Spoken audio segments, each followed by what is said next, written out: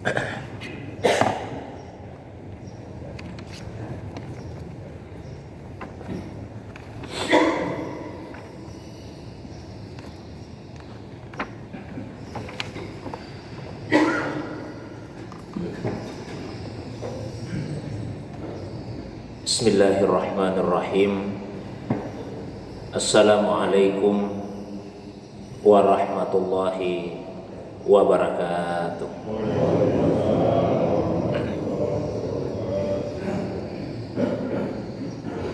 Alhamdulillahilladzi anzala as-sakinata fi qulubil mu'minin. Wassalatu wassalamu ala sayyidil awwalina wal akhirin, sayyidil anbiya'i wal mursalin, sayyidina wa habibina wa syafi'ina wa maulana Muhammadin wa ala alihi wa ashabihi wa ala man ittaba'an nur allazi unsila ma'ahu ila yaumiddin, amma ba'du. Bapak Ibu hadirin sekalian, jamaah subuh yang semoga dirahmati, dimuliakan oleh Allah Subhanahu wa taala. Alhamdulillah, segala puji tentunya hanyalah miliknya Allah Subhanahu wa taala semata-mata. Dialah Allah yang maha mulia, Allah yang maha pemurah. Salawat dan begitu pula salam penghormatan semoga senantiasa tercurah kepada kekasih kita Rasulullah Muhammad sallallahu alaihi wasallam, begitu pula kepada keluarga, para sahabat dan pengikutnya yang senantiasa istiqamah menghidupkan sunnah Nabi sallallahu alaihi wasallam. Beliaulah Nabi yang memiliki sifat-sifat yang mulia, akhlak yang agung, manusia yang paling dermawan. Jamaah subuh yang semoga dirahmati, dimuliakan oleh Allah Subhanahu wa taala. Insyaallah pada pengajian kita di subuh hari ini kembali sama-sama kita membaca dan menelaah kitab Ar-Risalah Al-Qushairiyah fi Ilmi Tasawuf, sebuah kitab yang ditulis oleh Al-Allamah Al-Arif Billah Abu Al-Qasim Abdul Karim bin Hawazin Al-Qushairi, nafa'anallahu bi ulumihi wa ulumi masyayikhihi wa ulumi talamizatihi fid daraini, amin ya rabbal alamin. Kitab ini ditulis oleh Al-Allamah Al-Arif Billah Abdul Karim Abu Al-Qasim Abdul Karim bin Hawazin Al-Qushairi. Mudah-mudahan Allah Subhanahu wa taala memberikan kepada kita manfaat melalui ilmu-ilmu beliau, para masyayikhnya, murid-muridnya di dunia dan di akhirat kelak.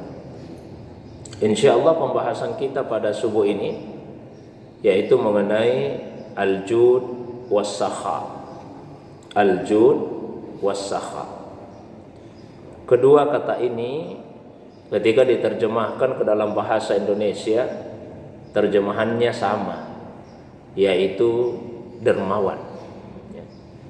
Namun dalam bahasa Arab sesungguhnya tidak ada dua kata yang sama persis maknanya.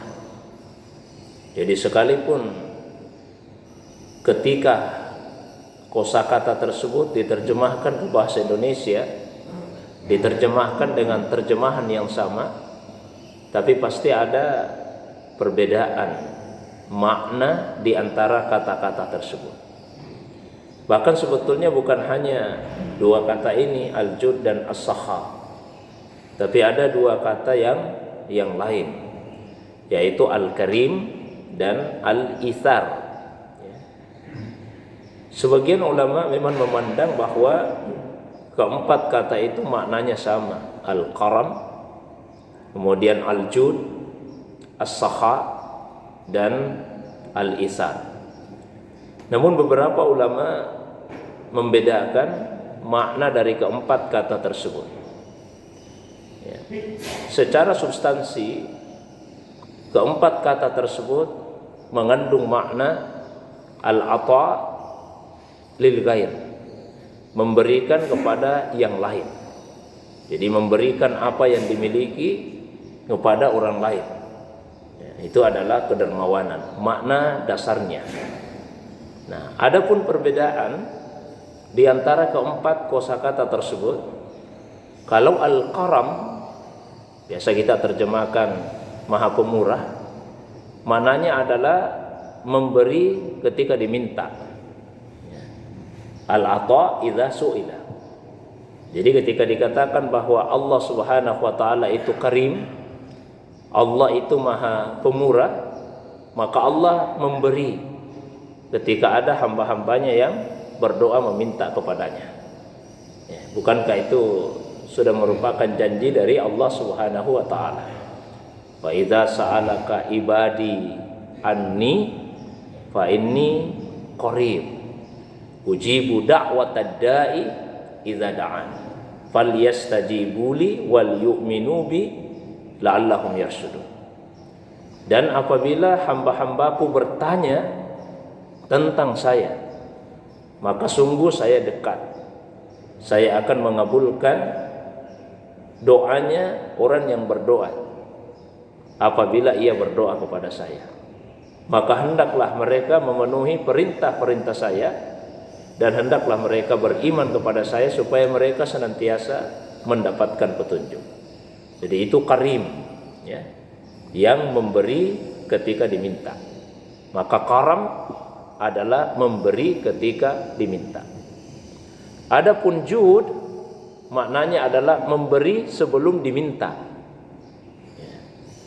Maka ketika Allah Subhanahu wa taala menamai dirinya Al-Jawad, Allah itu Al-Jawad, ya terjemahannya juga dermawan, tapi maknanya adalah memberi sebelum diminta. Begitu banyak karunia dari Allah Subhanahu wa taala yang diberikan kepada kita ini hamba-hambanya sebelum kita minta karunia itu kepada Allah Subhanahu wa taala. Jadi Allah tidak hanya sekedar karim, tidak hanya sekedar memberi pada saat diminta, tapi Allah juga Jawad. Allah itu memberi bahkan sebelum kita minta kepada Allah Subhanahu wa taala. Ya. Allah Jawadun Karimun. Allah Jawad, memberi sebelum hambanya meminta, dan Allah juga Karim. Allah memberi pada saat hamba itu meminta. Kemudian as-sakha, ya, as-sakha. As-sakha maknanya menurut ulama kita tidak hanya sekedar memberi, ya, tidak hanya sekedar memberi, tapi sakha itu adalah memberi apa yang ada pada dirinya dan tidak ada rasa penyesalannya. Dia bahkan merasa berbahagia pada saat dia memberi. Ada orang yang memiliki sifat sakha, sifat kedermawanan, dia suka membantu, suka menolong orang lain. Tidak ada sama sekali rasa penyesalan di dalam dirinya. Bahkan disitulah dia merasakan kebahagiaan ketika dia mampu berbagi dengan orang lain. Itu sakha. Ya, ada juga ulama yang memaknai kalau karam, jud, memberi dan masih ada yang dia sisakan untuk dirinya. Ya, memberi masih ada yang disisakan untuk dirinya. Nah, nanti isar. Isar itu adalah memberi semua yang ada pada dirinya. Bahkan meskipun dia sendiri sebetulnya membutuhkan itu. Itu dinamakan dengan isar. Jadi memberi apa yang ada pada dirinya, semuanya dia berikan. Padahal dia sendiri membutuhkan apa yang dia berikan itu. Itu disebut dengan isar. Nah, kita agak sulit menemukan padanan kata yang tepat dalam bahasa Indonesia atas kata isar. Ya. Namun di Kamus Bahasa Indonesia kata yang dipilih itu diambil dari bahasa Inggris, Pak. Altruisme. Altruis itu takdimul ghair ala nafs. Mendahulukan yang lain dibandingkan dengan diri sendiri. Nah, itu beberapa pengantar sebelum kita masuk kepada ayat dan hadis yang terdapat di dalam kitab Ar-Risalah Al-Qushairiyah ini. Pada pembahasan tentang al-jud dan sakha, Imam Al-Qushairi menukil penggalan ayat Al-Quran yang terdapat di dalam surah Al-Hasyr ayat ke-9 dan menukil hadis Nabi Sallallahu Alaihi Wasallam. Hadis itu juga diriwayatkan oleh Imam At-Tirmizi ya, di dalam kitab sunannya. Adapun penggalan ayat ke-9 dari surah Al-Hasyr yang dikutip oleh Imam Al-Qushairi, yaitu penggalan ayat yang berbunyi qala Allahu azza wa jalla wa yu'siruna ala anfusihim walau kana bihim khasasah. Dan mereka itu mendahulukan orang lain atas diri mereka sendiri walau kana bihim khasasah, meskipun sebetulnya mereka sendiri dalam keadaan yang sangat butuh. Ini ayat menjelaskan tentang sifat-sifat sahabat-sahabat Ansar, penduduk aslinya Madinah. Jadi pada saat sahabat-sahabat penduduk Makkah Muhajirin hijrah ke kota Madinah, mereka hijrah dengan meninggalkan sudah pasti tempat tinggalnya, kediamannya, kemudian juga membawa harta dalam jumlah yang sangat sedikit, terbatas, bahkan ada yang tidak membawa harta apa-apa. Maka ketika tiba di Madinah, penduduk Madinah memperlakukan mereka seperti saudara. Dan Nabi benar-benar mempersaudarakan beberapa sahabat Muhajirin dengan sahabat Ansar. Sampai kita baca misalnya di dalam sebuah riwayat bahwa ada seorang sahabat Ansar yang berkata kepada Abdurrahman bin Auf, ya, saat berkata kepada Abdurrahman bin Auf, Allah sudah mempersaudarakan kita. Allah sudah mempersaudarakan kita. Maka separuh harta saya akan berikan kepadamu. Dan saya juga punya 2 istri. Silahkan kamu pilih saja di mana di antara 2 istri saya itu yang kamu sukai. Nanti saya ceraikan. Setelah itu silahkan kamu nikahi. Ini Pak, merasakan persaudaraan itu. Tapi Abdurrahman bin Auf, semoga Allah meridainya, tidak kemudian lantas mengambil kesempatan itu, memanfaatkan kesempatan itu. Beliau mendoakan semoga Allah memberkahi hartamu dan keluargamu. Ya, cukuplah tunjukkan saja kepada saya di mana pasar, di mana pasar. Ya. Kemudian setelah ditunjukkan, beliau berdagang di pasar tersebut dan pada akhirnya Abdurrahman bin Auf menjadi salah seorang sahabat Nabi sallallahu alaihi wasallam yang terkaya. Ya, sahabat Nabi sallallahu alaihi wasallam yang terkaya, yang apabila barang dagangannya itu datang dari kafilah Syam ke Madinah masih sangat jauh, ya, sampainya itu sudah kedengaran suara unta yang membawa harta dagangannya tersebut, karena begitu banyaknya hartanya. Ya, di dalam sebuah hadis Rasulullah SAW menyampaikan bahwa Abdurrahman bin Auf akan masuk surga dalam keadaan merangkak. Beliau digembirakan oleh Nabi akan masuk surga. Ada sahabat yang memaknai, ada ulama yang memaknai karena lamanya perhitungannya atas harta-harta yang dia miliki, merangkak saya masuk surga.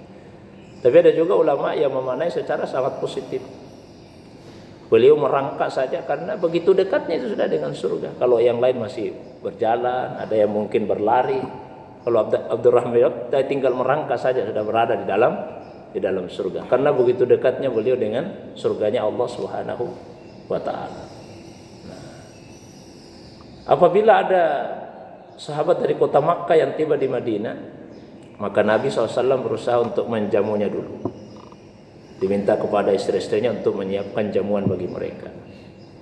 Kalau terlalu banyak tamu yang datang, maka Nabi SAW meminta sahabat-sahabat yang lain untuk menjamu mereka. Nah, suatu ketika ada seorang sahabat Muhajirin yang datang dan sama sekali tidak ada lagi yang bisa menjamunya karena semua sudah ada tamunya ini. Maka Nabi SAW kemudian meminta, ayo siapa di antara kalian yang bisa menjamu tamu kita ini. Seorang sahabat Ansar kemudian mengajukan diri, saya saja ya Rasulullah. Ya. Nabi kemudian amanahkan, sudah kalau begitu layani dia dengan baik. Pulanglah dia ke rumahnya, disampaikan kabar gembira itu kepada istrinya. Alhamdulillah, Rasulullah SAW memberikan kepada kita kemuliaan. Ya. Kita diberikan kehormatan untuk melayani tamu Nabi Sallallahu Alaihi Wasallam. Ya. Maka kemudian istrinya berkata, wahai suamiku, bukan berarti saya tidak mau menjamu tamunya Nabi, tapi apa yang kita mau hidangkan? Ya, apa yang kita mau hidangkan? Ini makanan yang tersisa di rumah hanya cukup untuk satu orang saja. Satu orang saja. Kita sendiri belum makan, anak-anak kita belum makan. Apa yang akan kita lakukan? Suami sudah, ini kemuliaan dari Nabi SAW. Sudah, sibukkan saja anak kita itu, biarkan dia sibuk bermain, nanti dia kecapean tidur sendiri itu. Ya. Terus bagaimana dengan kita? Sudah, gampanglah itu diatur. Ya. Dibawalah tamu Rasulullah SAW ke rumah itu. Akhirnya diatur strategi. Ketika laki-laki tersebut bersama dengan tamunya, maka istrinya kemudian pura-pura menyiapkan makanan. Lalu setelah itu dimatikanlah bejana, dimatikan pelita. Akhirnya gelap. Kemudian dibawalah makanan itu keluar. Padahal makanan itu hanya cukup untuk satu orang saja. Lalu tuan rumah mempersilahkan tamunya untuk makan, dan dia sendiri pura-pura makan. Tamunya sendiri yang makan. Dia sendiri hanya pura-pura saja. Lalu setelah tamu itu selesai makan, bersyukur kepada Allah, alhamdulillah, karena sudah merasa kenyang. Tuan rumah juga alhamdulillah, serasa lapar ini. Ya, alhamdulillah, karena sudah bisa menjamu tamunya Rasulullah Sallallahu Alaihi Wasallam. Keesokan harinya, sahabat Ansar tadi bertemu dengan Rasulullah Sallallahu Alaihi Wasallam. Sebelum sahabat Ansar itu bercerita, Nabi kemudian menyampaikan, apa yang terjadi di rumahmu tadi malam? Apa yang terjadi di rumahmu tadi malam? Sungguh Allah Subhanahu wa taala telah mengetahui apa yang terjadi di rumahmu. Dan Allah Subhanahu wa taala tabassama dhahikan. Di hadis seperti itu. Tabassama dhahikan. Allah tersenyum sambil tertawa. Ya. Melihat apa yang kamu lakukan. Turunlah ayat ini yang menjelaskan tentang sifat-sifat dari sahabat Rasulullah SAW, sahabat Ansar. Wa yu'thiruna ala anfusihim walau kana bihim khasasah. Mereka mendahulukan orang lain atas diri mereka sendiri, walau kana bihim khasasah, meskipun sebetulnya mereka sendiri berada dalam keadaan yang sangat butuh. Itulah yang dinamakan dengan isar, taqdimul ghair ala nafs. Jamaah subuh yang dirahmati dimuliakan Allah. Kemudian hadis yang dinukil oleh Imam Al-Qushayri dalam kitab ini adalah sebuah hadis yang sanadnya bersambung sampai kepada istri Nabi sallallahu alaihi wasallam, yaitu Aisyah radhiyallahu anha.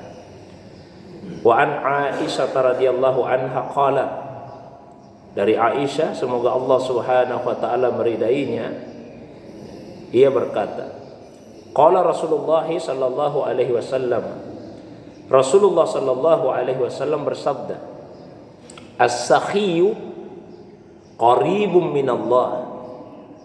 As-sakhiyu qaribun minallahi ta'ala. Qaribun minan nas. Qaribun minal jannah. Ba'idun minan nar. Wal bakhilu ba'idun minallahi ta'ala. Ba'idun minan nas. Ba'idun minal jannah. Qaribun minan nar. Wal jakhilus sakhiyu ahabbu ila Allah ta'ala minal abidil bakhil. Wa an Aisyah radhiyallahu anha qalat, dari Aisyah, semoga Allah SWT meridainya, beliau berkata, Qala Rasulullah sallallahu alaihi wasallam, Rasulullah sallallahu alaihi wasallam bersabda, as-sakhiyu, orang yang dermawan itu, orang yang dermawan, qaribun minallahi ta'ala, dekat dengan Allah Subhanahu wa taala. Qaribun minan nas, dekat dengan manusia. Qaribun minal jannah, dekat dengan surga. Ba'idun minan nar, jauh dari neraka. Sebaliknya, wal bakhilu, orang yang kikir, ba'idun minallah, jauh dari Allah. Ba'idun minan nas, jauh dari manusia. Ba'idun minal jannah, jauh dari surga. Qaribun minan nar, dekat dengan api neraka. Wal jahilus sakhiyu, orang yang bodoh tapi dia dermawan.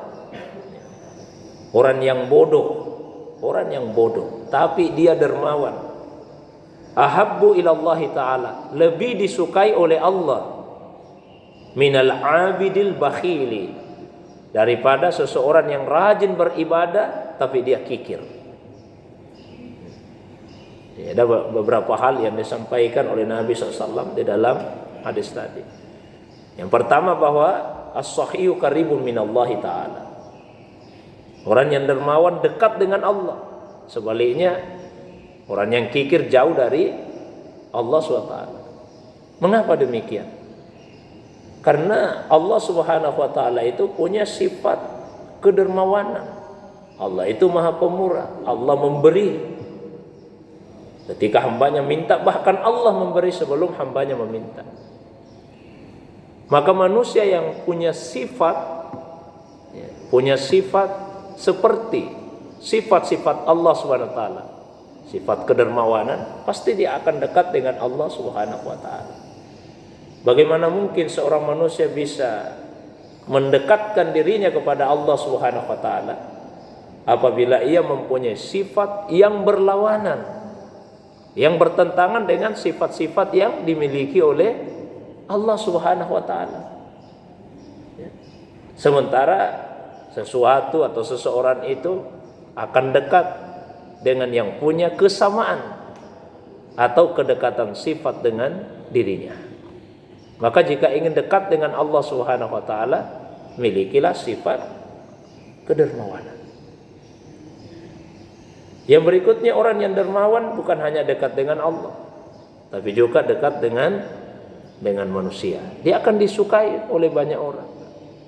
Tidak ada orang yang suka dengan orang yang kikir. Bahkan orang yang kikir sekalipun tidak suka dengan sesamanya orang yang kikir.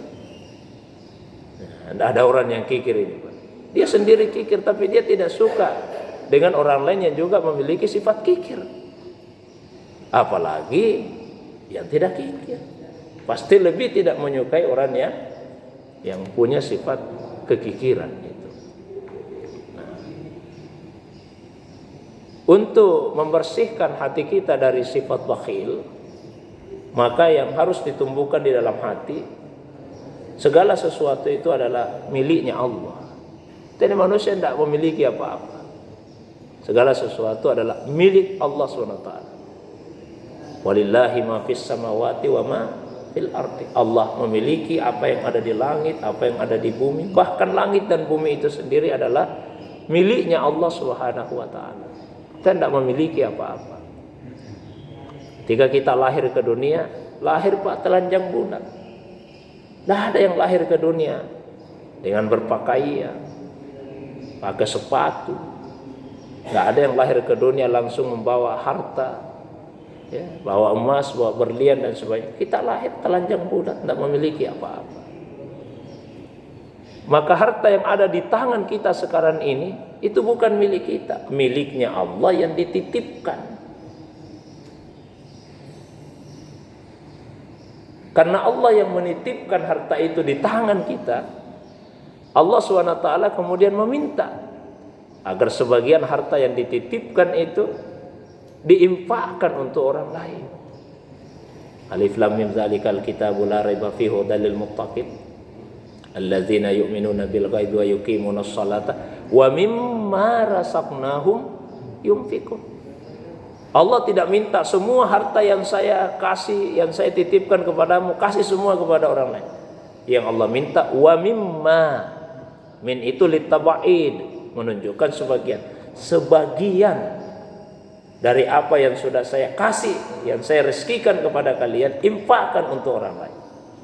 Coba Bapak Ibu sekalian, seandainya ada orang yang kaya raya, kaya sekali, punya harta triliunan, di atasnya lagi triliunan, saya tidak tahu apa namanya. Kemudian datang kepada kita memberikan tawaran, Pak, saya mau kasih Bapak uang 1 miliar. Kasih kita tawaran itu. Saya mau kasih uang Bapak 1 miliar. Tapi ada syaratnya. Apa itu? Kamu harus kasih ke orang lain 100 juta. Kira-kira Bapak mau tidak? Nah, kita ditawarin uang 1 miliar, tapi syaratnya 100 juta kita kasih ke orang lain. Mau tidak Pak? Nah, pasti mau Pak ya. Kalau dia tambah, saya kasih 1 miliar tapi 200 juta kasih ke orang, masih mau tidak Pak? Ya masih mau Pak. Dia tingkatkan lagi, saya kasih uang 1 miliar tapi 500 juta kasih ke orang lain, masih mau tidak Pak? Masih mau. Bahkan seandainya dia mensyaratkan saya kasih 1 miliar tapi 900 juta kasih ke orang lain, meskipun kita pikir-pikir tapi ya tetap mau juga. Masih harus kita dapat 100 juta. Tidak kerja apa-apa, tidak usaha apa-apa. Ya. Jadi Allah SWT hanya meminta kepada kita ini manusia, wa mimma, dan sebagian dari apa, rasaknahum, yang Allah rezekikan kepada kita, kasih kepada orang lain. Allah tidak minta semuanya.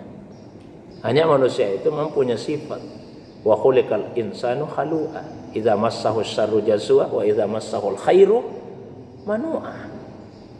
Ya, manusia itu kalau dapat yang baik dia manu'a, dia kikir, suka menghalangi, tidak mau dia berbagi dengan orang lain. Padahal Allah SWT telah menegaskan wa fi amwalihim haqqun, pada harta-harta mereka itu ada hak, maklum, hak yang telah ditetapkan, lis-sa'il wal mahrum, untuk orang miskin yang minta-minta dan orang miskin yang tidak meminta-minta. Orang yang dermawan dekat dengan manusia, termasuk dengan manusia yang paling dermawan, yaitu Rasulullah sallallahu alaihi wasallam. Nabi itu manusia yang paling dermawan, sebagaimana yang disifatkan oleh Abdullah bin Abbas, semoga Allah meridainya. Wa kana Rasulullah sallallahu alaihi wasallam ajwadan nas. Rasulullah sallallahu alaihi wasallam itu manusia yang paling dermawan. Wa ajwadu ma yakunu fi Ramadan. Dan beliau lebih dermawan lagi ketika masuk di bulan Ramadan. Apalagi hina yalqahu Jibril, ketika Jibril menjumpainya, maka beliau sangat dermawan. Semua nabi Pak dermawan, tapi kedermawanannya itu bertingkat-tingkat. Nabi yang paling dermawan adalah Rasulullah sallallahu alaihi wasallam. Setelah itu menyusul Nabi Ibrahim. Di urutan kedua manusia yang dermawan setelah Nabi sallallahu alaihi wasallam yaitu adalah Nabi Ibrahim alaihissalam. Itu nomor 2 beliau. Karena Nabi Ibrahim ditanya sama umatnya, Ibrahim, di Al-Quran Pak disebutkan wattakhadallahu Ibrahima khalila. Allah jadikan Ibrahim itu sebagai khalilnya. Rasulullah SAW Habibullah, kekasihnya Allah. Nabi Ibrahim Khalilullah, ya, maknanya mirip Pak, kekasihnya. Maka Ibrahim ditanya, Ibrahim, apa rahasianya sampai Allah Subhanahu wa ta'ala menjadikanmu sebagai kekasihnya?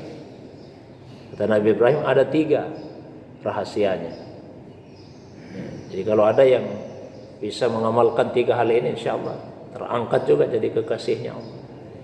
Apa itu? Yang pertama kata Nabi Ibrahim alaihissalam, ikhtartu amrallahi ala amri ghairihi. Saya selalu lebih memilih perintah Allah daripada perintah selain Allah. Jadi kalau Allah dan Rasulnya kalau Allah memerintahkan sesuatu, orang lain juga ada perintahnya, saya lebih memilih perintahnya Allah Subhanahu wa ta'ala. Dan itu bisa diukur ketika terjadi benturan Pak, harus memilih. Misalnya Allah meminta kita untuk melalui Rasulullah SAW untuk menghadiri majelis-majelis ilmu, majelis-majelis zikir. Beda Pak ya. Majelis zikir untuk tazkiyatun nafs, mensucikan jiwa. Majelis ilmu untuk ya mencerdaskan akal pikiran kita. Hadirilah keduanya, majelis ilmu, majelis zikir. Tapi istri juga Pak di rumah minta, nanti selesai salat subuh, nggak usah tinggal di masjid ya, antarkah dulu ke tempat ini. Nah, yang mana yang kita pilih Pak? Ya, tetap tinggal di masjid karena ini perintah Allah ini, atau ikut perintahnya istri? Kalau ikut perintah istri berarti sudah jauh kita dari sifatnya Nabi Ibrahim alaihissalam. Ikhtartu amrallahi ala amri ghairi. Mau sekali kah sebetulnya tinggal ini, tapi istri juga di rumah minta diantar. Jadi lebih memilih perintahnya istri daripada yang perintah Allah SWT. Kemudian yang kedua, kata Nabi Ibrahim alaihissalam, mahtamamtu bima takaffalallahu li. Saya itu tidak pernah risau, tidak pernah saya risau, tidak pernah khawatir, tidak pernah cemas dengan apa yang Allah sudah jamin atas diri saya. Tidak saya risaukan itu apa yang Allah sudah jamin. Rezeki itu kan Allah sudah jamin. Kenapa kita merisaukan yang Allah sudah jamin? Apa kita tidak yakin dengan jaminan dari Allah Subhanahu wa taala? Keselamatan kita itu Allah jamin. La haula wala quwata illa billah. Kenapa kita risau dengan keselamatan diri? Apa kita tidak yakin dengan jaminan dari Allah Subhanahu wa taala? Itu Nabi Ibrahim. Dan yang ketiga yang berkaitan dengan bahasan kita, kata Nabi Ibrahim alaihissalam, ma ta'asyaitu wa ma taghaddaitu illa ma'ad dhaif. Saya itu, kata Nabi Ibrahim, tidak pernah makan di malam hari, tidak pernah makan di siang hari kecuali bersama tamu. Jadi Nabi Ibrahim tidak pernah makan sendiri, selalu ada tamu yang menemaninya. Kalau tidak ada yang datang bertamu ke rumahnya, dia yang cari tamu, cari orang untuk menemani dirinya. Nah, ini kedermawanan dari Nabi Ibrahim alaihissalam. Tidak ada ini tamu yang datang, cari orang. Ayo Pak, temani dulu saya makan. Jadi manusia dermawan akan dekat dengan para nabi-nabi Allah Subhanahu wa taala. Dekat dengan surga, jauh dari api neraka. Nah, yang menarik juga bagian akhir hadis. Wal jahil as-sakhi. Orang bodoh, tapi dia dermawan. Ahabbu ilallahi ta'ala, lebih Allah sukai minal abid al-bakhil, daripada orang yang beribadah tapi dia kikir. Kita ini beribadah untuk apa Pak? Kita beribadah untuk mendapatkan ridhanya Allah. Kita beribadah itu untuk dapat ridhanya Allah. Supaya kita mendapatkan keridhaan Allah SWT, maka hiasi diri kita dengan sifat-sifat sebagaimana sifat-sifat yang dimiliki oleh Allah SWT. Kalau kita memiliki sifat kikir, jauh dari sifatnya Allah. Di mana kita ingin mendapatkan ridha Allah melalui ibadah yang kita lakukan, tapi sifat-sifat Allah itu tidak kita miliki. Jadi hiasi diri dengan kedermawanan. Insya Allah Allah Subhanahu wa taala akan memberikan cintanya kepada kita. Jadi pentingnya memiliki sifat kedermawanan. Jadi orang yang bodoh, meskipun dia bodoh kasihan, asal dia dermawan, Allah akan memberikan cinta kepadanya. Lebih dia cinta daripada orang yang rajin ibadah tapi kemudian dia memiliki sifat kikir. Pintu-pintu untuk menuju kepada Allah itu sangat banyak. Pintu-pintu menuju kepada Allah sangat banyak. Ada yang melalui ibadah, salat, zikir dan sebagainya. Ya, tapi jangan kita meremehkan ketika melihat seseorang, itu Bapak, jarang sekali saya lihat zikir. Saya kenal orang, Pak. Ya, kalau dia zikirnya biasa-biasa, tidak terlalu paham juga agama dalam arti ilmu fikih secara detail. Tapi kelebihannya apa? Dermawan sekali, mudah sekali membantu orang. Ya, mudah sekali membantu orang. Ya, kemudian sering mengumrahkan orang dalam jumlah yang banyak, jumlah yang besar. Itulah cara dia untuk mendekatkan dirinya kepada Allah Subhanahu wa taala, dan Allah senang kepada orang yang memiliki sifat-sifat yang seperti itu. Saya kira itu Pak pengantar yang saya sampaikan untuk kajian kita di subuh ini. Mudah-mudahan ada manfaatnya. Seperti biasa, kalau ada hal-hal yang Bapak Ibu ingin tambahkan, ada yang ingin didiskusikan, baik yang berkaitan dengan pembahasan kita atau masalah agama yang lain di luar dari apa yang saya sampaikan, saya persilakan kepada jamaah sekalian. Ada Pak? Saya persilakan. Silakan. Saya membahas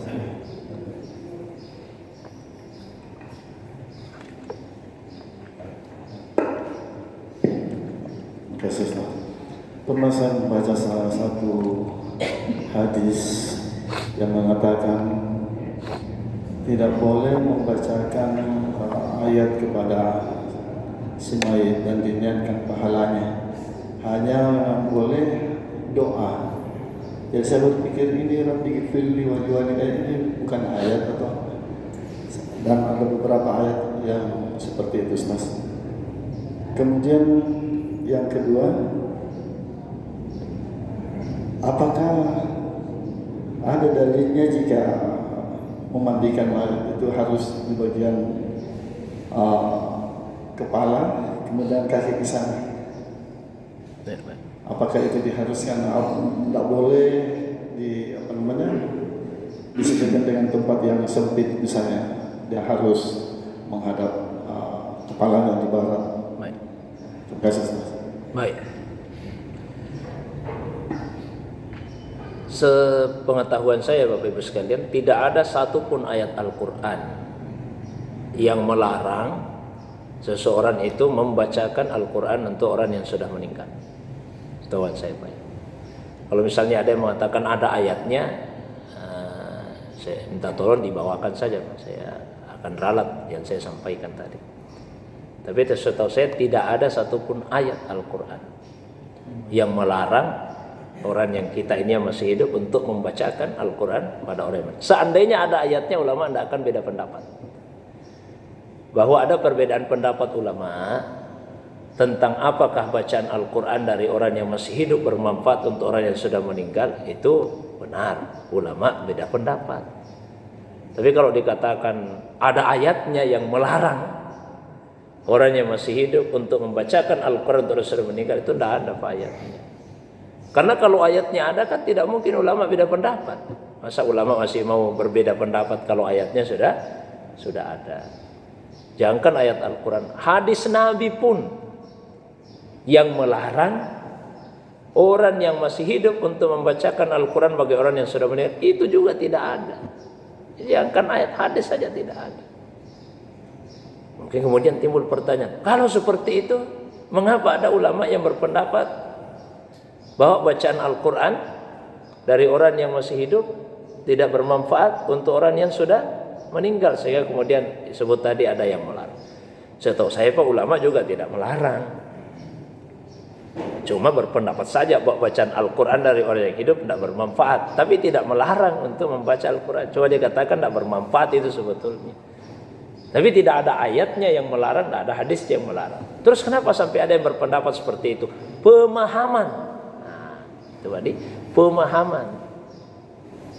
Jadi ayat dan hadis itu beda dengan pemahaman terhadap ayat dan hadis.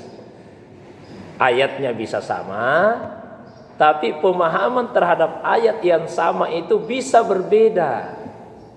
Nah, ada ayat yang dipahami sebagian ulama bahwa itu menunjukkan bacaan Quran dari orang yang hidup tidak bermanfaat untuk yang sudah meninggal.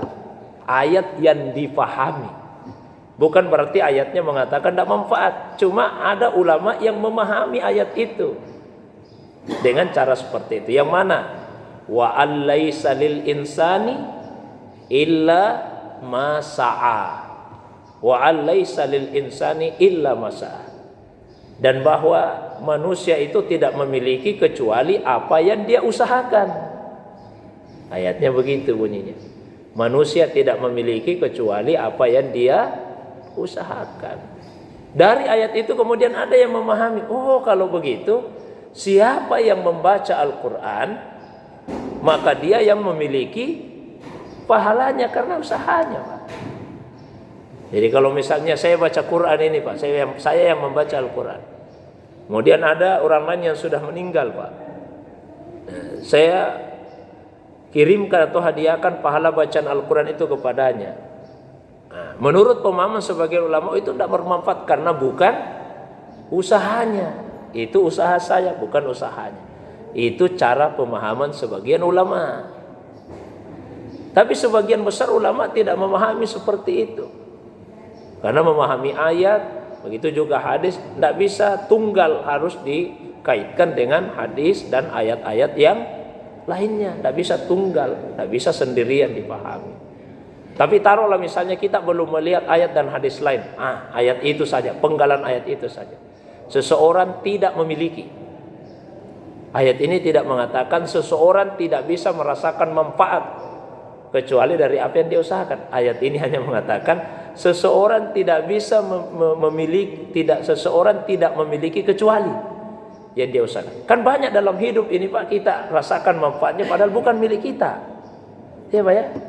Bukan milik kita tapi kita rasakan manfaatnya.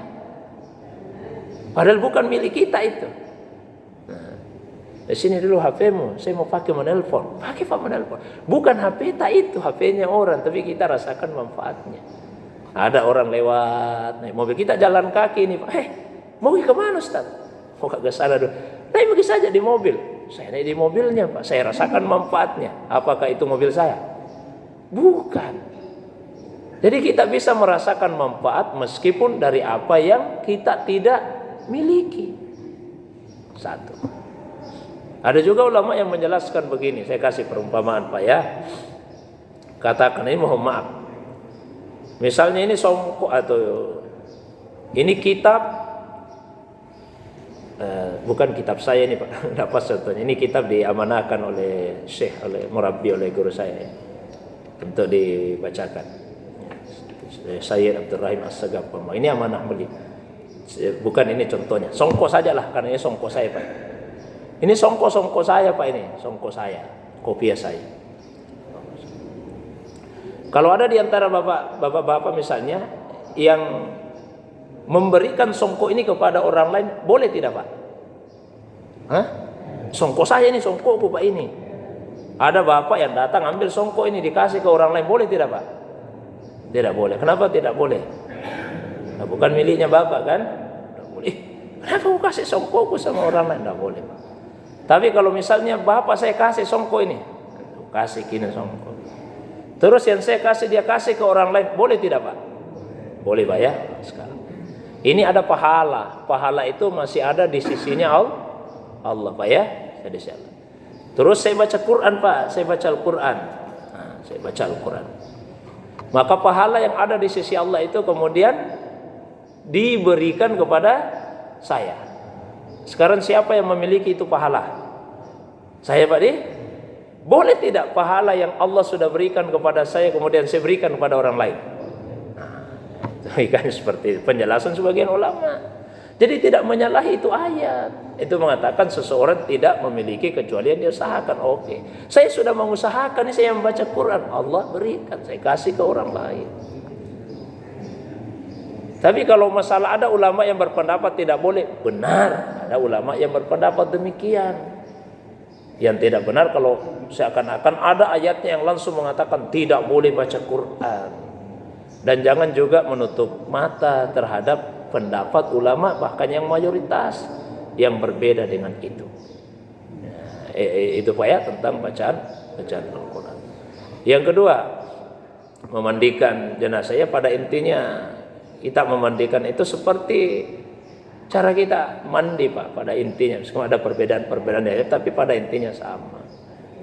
Bagaimana supaya dibersihkan tempat keluarnya najis. Waktu masih ada najis yang menempel di situ, dibersihkan itu. Setelah itu kemudian diwudukan. Seperti cara kita berwudu, cuma dia tidak bisa wudu sendiri, jadi kita yang wudukan. Kemudian dimandikan seperti cara kita mandi. Mulai dari bagian kepala, kemudian bagian tubuh sebelah kanan, lalu bagian tubuh sebelah kiri. Ya intinya seperti itu, ada rincian-rincian yang berbeda, tapi pada intinya seperti itu adanya. Saya kira itu Pak, wallahu a'lam bishawab. Mungkin ada yang lain Pak, silakan. Silakan ya. Amal jariah. Misalnya saya sebagai anak, orang tua sudah meninggal. Kalau kita lupa niat, setiap kita buat amal lupa niat kan orang tua apa otomatis tetap jalan. Baik. Rasulullah SAW bersabda, "Man dalla ala khair, falahu mislu ajrihi. Man dalla ala khair, falahu mislu ajri fa'ilihi." Man dalla ala khair, barang siapa yang menunjukkan kebaikan kepada orang lain, falahu mislu ajri fa'ilihi, maka dia mendapatkan pahala seperti pahala pelakunya. Kita ini sebagai anak, misalnya Pak ya, sebagai anak mengetahui banyak kebaikan karena andil orang tua yang ngajari kita pertama sekali. Maka setiap kita melakukan kebaikan, ya orang tua juga dapat pahalanya, karena orang tua yang pertama menunjukkan kepada kita kebaikan. Di situ juga lah salah satu letak kemuliaan guru, pengajar, pendidik, dan yang semakna dengan itu. Dia mengajarkan kebaikan pada murid-muridnya, mendidik murid-muridnya kepada kebaikan. Maka setiap kali murid-muridnya melakukan hal yang baik, setiap kali pula guru itu dapat pahala dari kebaikan yang dilakukan muridnya. Dan penegasannya, min ghairi ayyang kusamin ujurihi syai, tanpa dikurangi sedikit pun pahala dari orang yang melakukan itu. Ya, tanpa dikurangi pahalanya anak sedikit pun. Kalau murid tanpa dikurangi sedikit pun pahalanya murid. Ya, gurunya, orang tuanya tetap mendapatkan pahala yang mislu fa'ilihi, seperti pahala yang didapatkan oleh orang yang melakukannya. Jadi biar kita tidak niatkan Pak, sebetulnya kalau untuk orang tua otomatis orang tua itu juga dapat kebaikan, tapi akan sangat bagus apabila kita niatkan secara khusus. Apalagi jika kita ingat, ya tentu akan sangat baik jika kita niatkan secara khusus. Mungkin itu Pak ya, Allah Akbar. Ada yang lain Pak? Belum tadi maksud saya Apa itu Pak? arah jenazah ini Ya. diunjukkan ke sana. Oh, kalau mandi bebas saja Pak, kalau mandi. Yang ada aturannya kalau disalati. Ya. Kalau ada aturannya itu ketika disalati. Maksudnya bagian kepalanya di arah mana? Misalnya kan biar kebiasaan itu kelihatan bahwa sama dengan posisi kalau disalati, tapi kalau dibalik Ya bisa saja Pak. Kalau dimandikan ada masalah. Iya, tidak ada masalah. Kecuali kalau disalati ada aturannya. misalnya sesuai dengan tempat yang ada. Iya, sesuai tempat. Tidak ada aturannya harus kepalanya misalnya seperti orang yang salat. Tapi kalau disalati ya jelas bahwa bagian tubuh sebelah kanannya ada di arah kiblat, kan ada aturannya kalau disalat dibandingkan tidak. Silakan. Iya. Assalamualaikum warahmatullahi wabarakatuh. Salam. Ya Ustaz, dalam bersedekah Ustaz, ada kadang-kadang perasaan yang kurang enak Ustaz ketika kita bersedekah dengan orang yang setiap hari datang Ustaz. Iya. Tapi ini mungkin lumrah Ustaz. Ya. Tapi alhamdulillah saya di rumah punya orang tua yang melarang semacam itu. Jadi kalau alhamdulillah di rumah itu ada ibu saya yang udah tua, dia mengatakan jangan tidak memberikan sesuatu kepada orang yang datang meminta. Nah, yang sekarang di Instagram atau di sosial media ini banyak sekali informasi-informasi mengenai orang-orang yang memanfaatkan keadaan. Iya. Yaitu di pinggir-pinggir jalan ternyata diorganisir gitu. Iya. Diorganisir sehingga banyaklah saya melihat omongan-omongan, wah makanya saya tidak mau ngasih orang-orang di tengah jalan itu. Baik. Nah ini gimana Ustaz cara menyikapinya? Baik. Kalau jelas bahwa sedekah itu akan disalahgunakan, dilakukan untuk kemaksiatan, ya, maka jangan kita berikan karena itu artinya membantu orang lain dalam maksiatnya.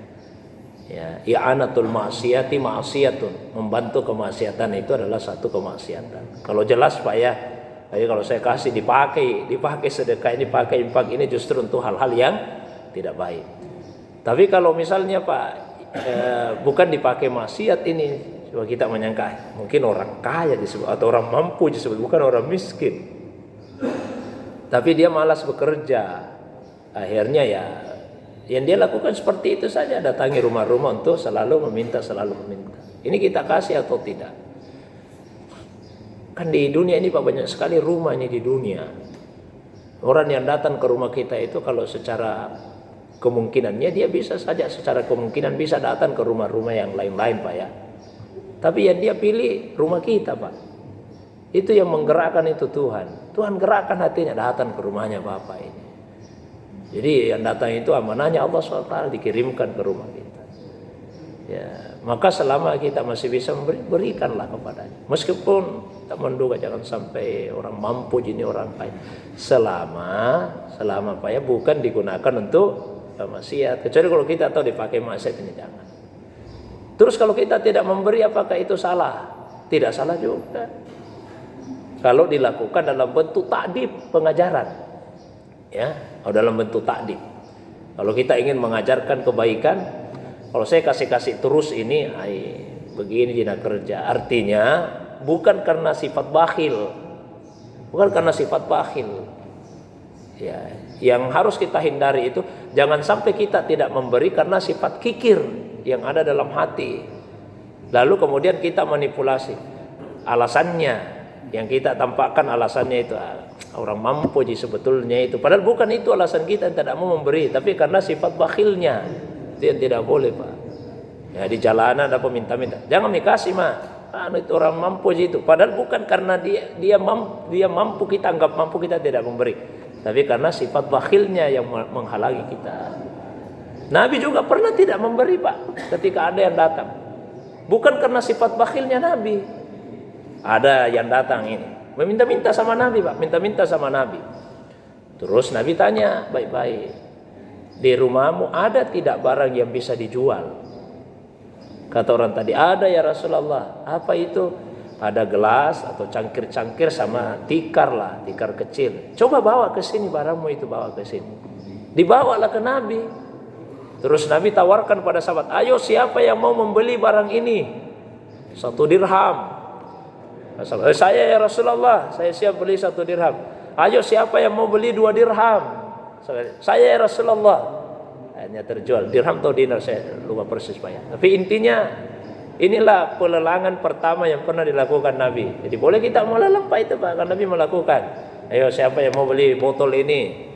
5.000. Saya 10.000. Nah, ada lagi yang sampai 100.000 misalnya Pak, bisa. Karena pernah dilakukan oleh Nabi Shallallahu Alaihi Wasallam. Setelah terjual, kayaknya dinar, Pak, kalau nggak salah di hadis itu. Nah, kemudian Nabi bagi dua pembeliannya itu. Separuh Nabi berikan untuk sahabat tadi, bawa pulang, berikan makanan untuk keluargamu. Terus separuhnya lagi Nabi belikan mata kapak. Ya. Lalu dengan tangan Nabi sendiri beliau cari kayu, dipasangi itu mata kapak. Nabi sendiri yang pasang. Nabi kasih. Nah, ini ambil ini kapak. Jangan perlihatkan dirimu kepada saya selama 15 hari. 15 hari baru datang lagi ke saya. Nanti 15 hari ke depan, setengah bulan kamu pergi. Pokoknya ambil saja ini kapak, kamu pergi. Kemana kamu pergi? 15 hari baru datang. Nah, dikasih kapak Pak, dia cari kayu bakar, pergi menebak. Dia jual itu kayu bakar. 15 hari kemudian datang melapor ke Nabi, Rasulullah banyak uangku ini, saya jual kayu bakar. Tapi itu lebih baik bagimu daripada kamu datang di hari kemudian dalam keadaan di wajahmu banyak titik-titik hitam karena meminta-minta. Jadi itu hadis Pak ya, hadis itu meskipun isinya benar, tapi tidak semuanya tepat disampaikan kepada orang lain. Misalnya hadis seperti tadi itu tidak usah disampaikan sama orang kaya, nanti khawatir orang kaya. Ini yang dimaksud Nabi di hadis ini, kalau datang banyak titik hitam di wajahnya di hari kemudian, jadi kikir Pak. Ini disampaikan kepada maaf orang yang berpotensi nanti minta-minta supaya ada yang menghalangi ketika mau melakukan itu. Ya. Jadi benar isi hadisnya, tapi mesti disampaikan juga kepada orang yang tepat. Sebaliknya ada ayat di Al-Quran, pada harta-hartanya orang kaya ada haknya orang lain yang miskin. Ini untuk orang kaya Pak, ini ayat. Kalau disampaikan sama orang miskin, oh ada itu hakku di hartanya Bapak itu di sana, mau saya mau pergi ambil hak saya di sana. Hadisnya benar semua, ayatnya benar, tapi harus disampaikan juga pada orang yang tepat. Seperti itu. Bisa juga Pak kita kasih kerja mau apa ya? Biasa ada datang di rumah, kita minta, subur lagi rumput ini, Pak bisa Kak minta tolong. Apa itu Pak? Bisa dipotong-potongkan itu rumput dulu depan rumah. Potongkan rumput, dikasih ini anunya Pak upahnya ini. Itu lebih terhormat bagi dirinya. Jadi dia kerja dapat upah, bukan karena minta-minta atau hal-hal lainnya. Intinya apa yang saya ingin katakan adalah kalau kita memberi itu baik, kalau tidak memberi pun itu bukan sesuatu yang buruk, asal alasannya bukan karena sifat bakhil di dalam diri. Mungkin itu Pak. Wallahu a'lam bishawab. Cukup nih? Baik, demikian. Mudah-mudahan ada manfaatnya. Kita tutup dengan doa. Alhamdulillahirabbil alamin. Allahumma shalli ala sayidina habibina syafiina maulana Muhammad. Allahumma shalli wa sallim wa barik alaihi. Allahumma allimna bima yanfa'una wanfa'na bima 'allamtana. Allahumma faqihna fid din wa 'allimna at-ta'wil. Allahumma faqihna fid din wa 'allimna at-ta'wil. Allahumma ighfir lana wa li masyayikhina khususan wa li ikhwanina minal muslimina wal muslimat wal mu'minina wal mu'minat al ahya'i minal amwat innaka sami'un qaribun mujibud da'wat. Allahumma ja'alni mahbuban fi qalbi syekhi wa ja'alhu mahbuban fi qalbi wa qulubin nas. Rabbana atina fid dunya hasanah wa fil akhirati hasanah wa qina adzabannar. Subhanaka rabbil izzati amma yasifun wa salamun alal mursalin wa akhiru da'wana anil hamdulillahi rabbil alamin. Demikian, assalamualaikum warahmatullahi wabarakatuh.